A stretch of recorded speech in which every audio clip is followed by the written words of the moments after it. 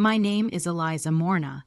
Asterisk asterisk, I don't know how to begin this without telling you I used to think family was my safest language, like the soundtrack I grew up inside of would always play in the background, warm kitchen lights, late night tea, soft arguments that turned into laughter. The kind of family nostalgia you almost feel embarrassed admitting you still crave at 30. I live in an apartment downtown now, with big windows that face the river, where the streetlights paint that trembling silver shimmer across the water. My husband Mateo says the city makes him feel alive. Some mornings I believe him. Other mornings the quiet just feels like a leftover promise no one cashed in. My parents live 2 minutes away.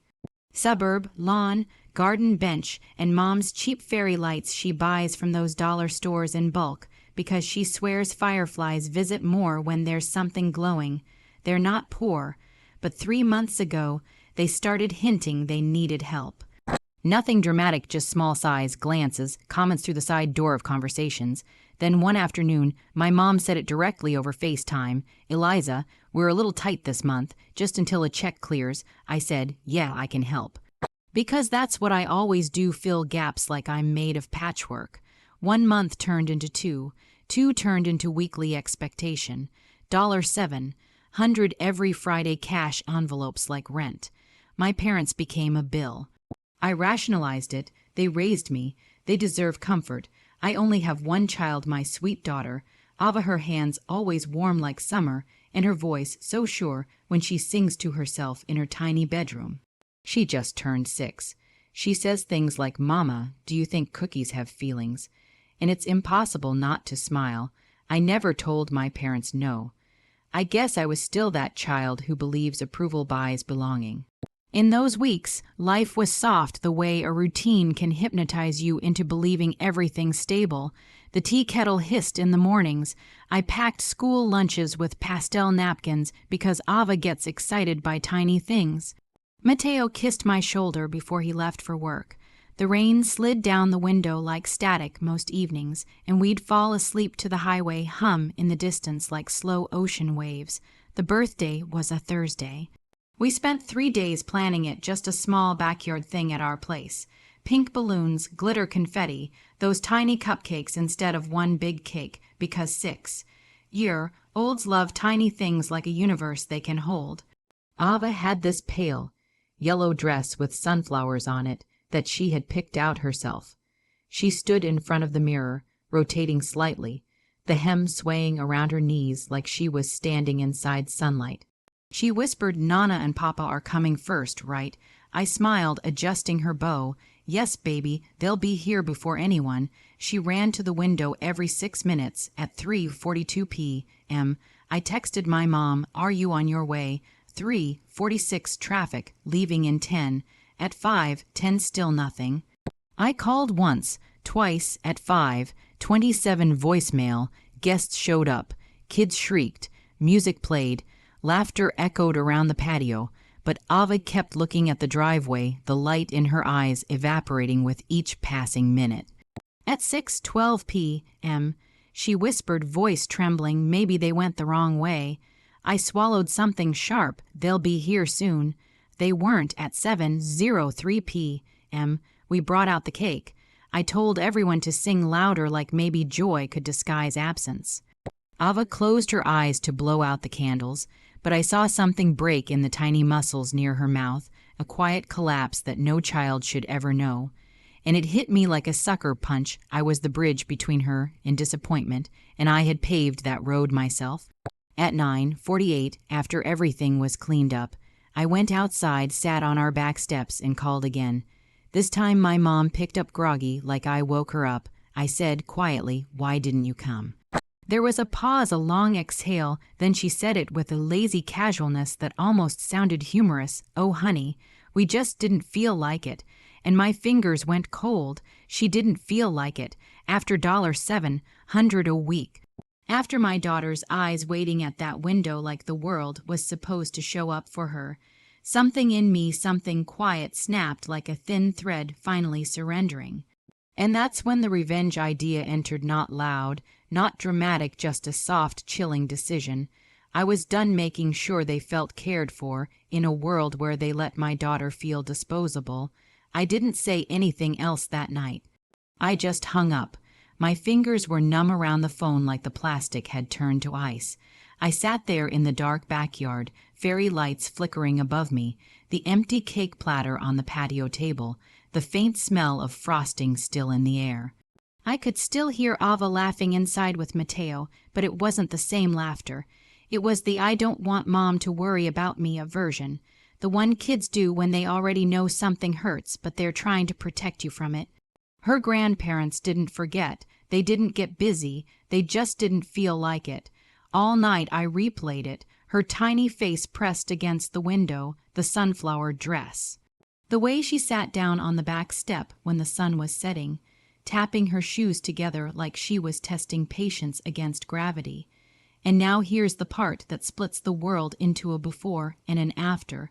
The next morning, Friday, I got a text from my dad. 7:32 a.m. It said, "Can you drop by with this week's money? We still need groceries, thanks. No apology, no mention of the birthday, just the invoice for my obedience." I stared at the message like maybe the pixels would rearrange themselves into shame. Mateo was leaning against the counter with his coffee mug. He didn't see the text yet. He looked tired in that "I want to help you, but I don't know how" away. He asked softly, "Did they say anything?" I whispered, "They didn't feel like coming." He blinked once long. "Eliza?" "What?" I said, defensive before words even formed. "You're allowed to stop paying for people who don't show up." My throat clenched. They're my parents. He put his mug down gently. "And you're a mother now." That sentence. It was like a scalpel, clean, sharp, precise. It cut through every excuse I had ever wrapped around them.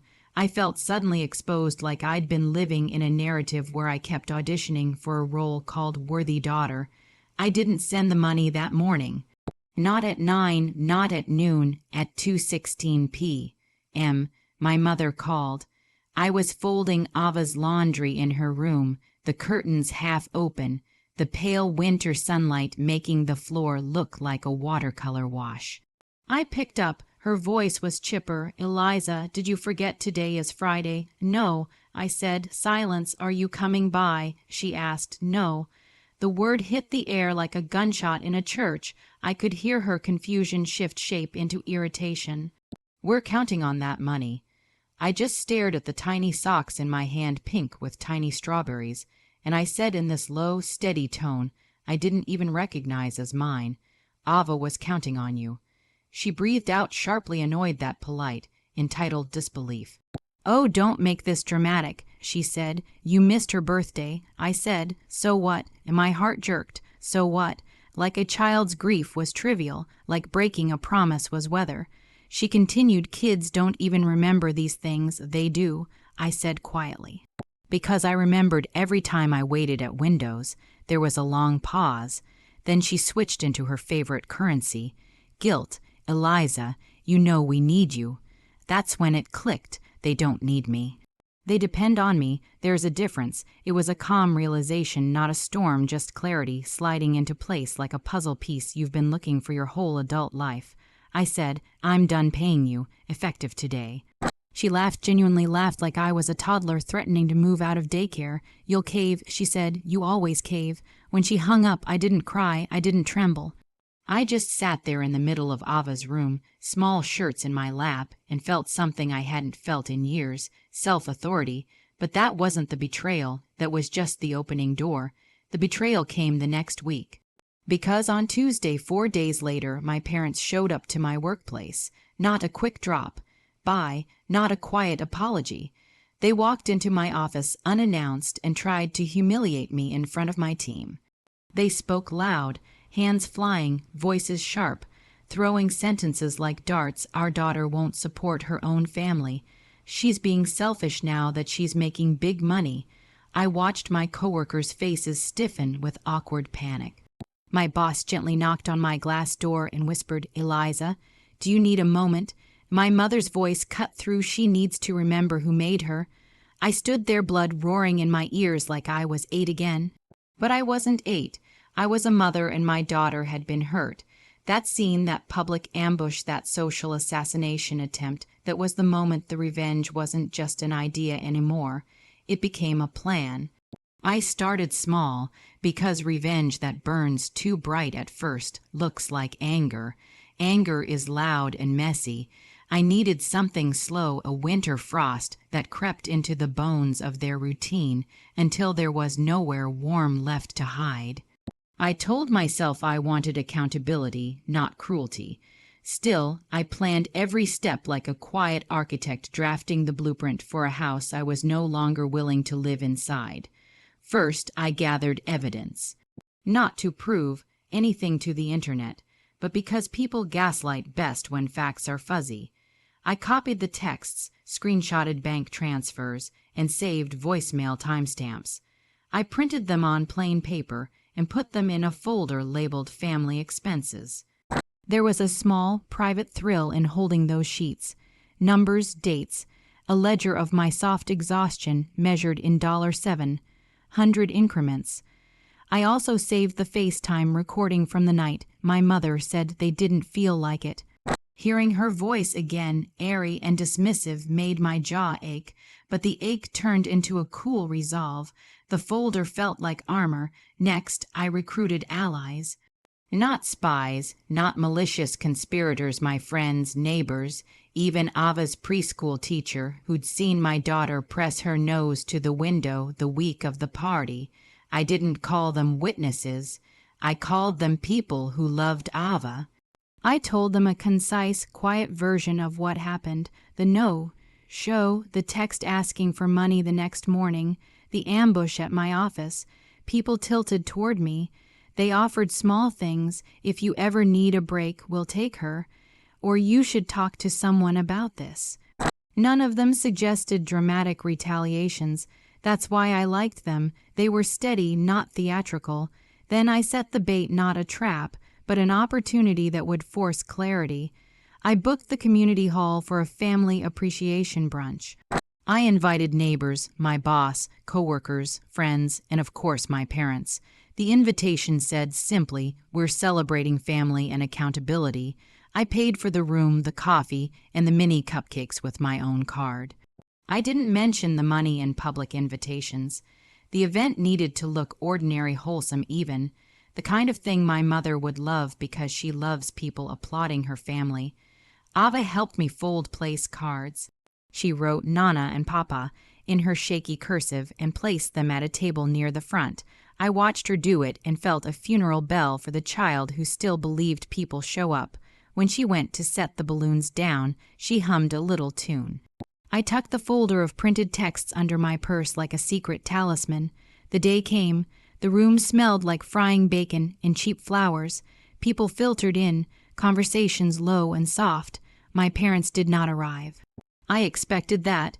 What I hadn't expected was the way my chest did that familiar double-beat hope, then disappointment every time someone walked through the door. At 10:30, I shuffled papers, walked to the small podium, and asked for a few minutes. My voice trembled in the first sentence. That trembling felt human and honest. I started with stories, the small domestic scenes that make people lean forward. My mother teaching me to braid hair, my father taking me to the river, the sound of their laugh in the hallways of my childhood. I watched people nod. Then I turned the page. I've been supporting my parents for months. I said, voice steadying, $700 a week. Envelopes, transfers. I did it because I believed in gratitude and reciprocity.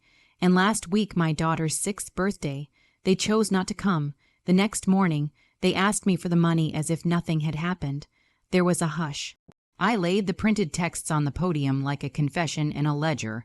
I told the room simply what had transpired, no yelling, just facts. I read the voicemail's beginning line aloud. We just didn't feel like it. The words hung there, ridiculous and sharp. Some faces flushed, others looked down. A neighbor, Mrs. Shaw from next door, stood up and said, "If you do that for us, you do that for our kids too." Her voice was the kind that makes other voices listen. Then my boss stood and said, "We don't accept that kind of behavior at work or in our community." It wasn't performative, it was a small civic rebuke. That was the psychological pinch. They'd always been able to reframe and redirect "we're family, you owe us," but now there was a public ledger, and now people who mattered to me had names attached. They were witnesses by virtue of being there. Social inertia, once the other side's ally, became a force that chilled them. Twice, people asked about my parents. I read aloud some of the texts, just the parts that mattered, and I watched shoulders of those who'd known them for years tighten. The hall was not a courtroom, but it had the weight of one. When they finally arrived an hour late, breathless and flush with indignation, there was no dramatic confrontation. Instead, there was a soft, decisive boundary. I walked over, handed them an envelope that contained photocopies of everything I'd paid them for the last 3 months, and said, "I'll be keeping this for my records. I won't be sending money anymore." No yelling. No begging. My mother's face moved through expressions, disbelief, then rage, then the quick, practiced victim queasy that she thinks disables argument. My father tried to joke. My friends murmured support. My parents left about 20 minutes later, the way people leave when their social currency has been spent quietly, with less flourish than they'd arrived with. Did it hurt them? Yes. Did it feel satisfying? Also yes, but more than satisfaction, what I felt was relief. Not the cruel kind, but the steady kind that comes from closing a door you should have closed years ago. That night, I told Ava the truth in a way kids can hear. Sometimes people we love make choices that hurt us, but we can choose how to love back in a way that keeps you safe. She nodded, small and solemn, and for the first time since the birthday, she slept without waking to press her face to the window. The revenge had been slow, public, and precise, not to break them, but to make them accountable where it mattered within our circle, where their absence could no longer be shrugged off as whim. It wasn't vengeance so much as a lesson dressed in daylight. I remember the week after the brunch like a slow exhale. Things rearranged themselves quietly, the way furniture settles after someone has moved a wall. My parents called a few times, then, faced with apologies that tasted like rehearsed lines. "We're sorry you felt hurt." My mother said on one call, voice dipped in practiced contrition, "You know how we are." I let the phone sit against my cheek and watched Ava draw sons on the back of a receipt. "I heard you at the meeting. My father said on another call, but you embarrassed us." I listened to him try to turn the story, to tilt it toward their version where they were the slighted party. I told them calmly, "It's not about embarrassment. It's about respect."